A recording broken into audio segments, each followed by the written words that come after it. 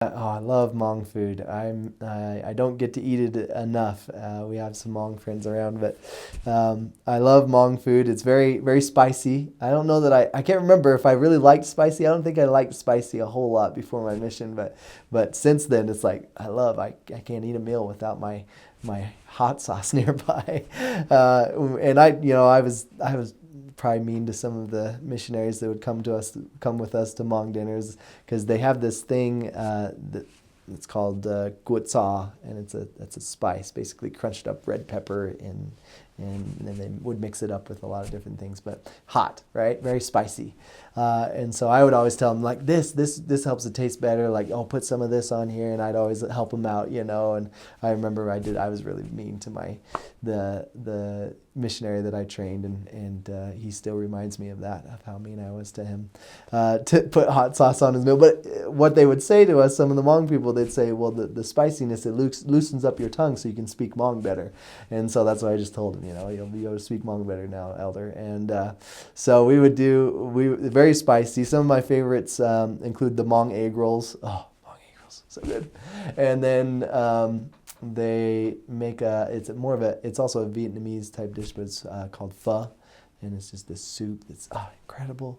And kapong, and there's just so many. I could go on for a while, but I just love their food, and it's yeah, very similar in some ways to what you would think of Thai or Vietnamese food, but they add their own little stuff to it that makes it amazing. And so love Hmong food. So food is very closely related to their culture, and I think part of that has to do with their religion, which they call their religion the old culture, which is interesting because we call the law of Moses sometimes the old law, right? And the law of Christ the new law. And anyways, with their old culture, they would practice animal sacrifices. And so that in a way that became connected to their food, because then they would consume that afterwards. And so we ate a lot of cow and chicken and pig and things like that. There was a lot of meat in their diet, and which I love because I love meat. And so that was fun, but we were recommended not to eat things that we knew were by our mission president. We were recommended not to eat things that we knew were sacrificial animals or sacrificial meals, but you didn't always know. Probably the craziest thing that I ate on my mission, I ate a couple crazy things. Cow tongue, that wasn't too bad. We ate squirrel. That was probably I don't know, I'm not a very picky person, right?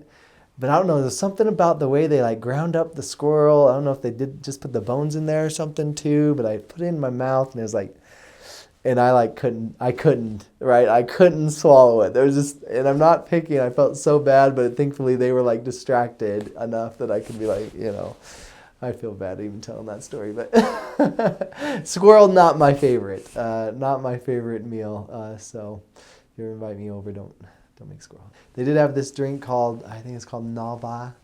I'm not sure if that's a Hmong necessarily, but it would be like this drink with tapioca, like chunks of tapioca in it, and you drink it, and it's kind of interesting.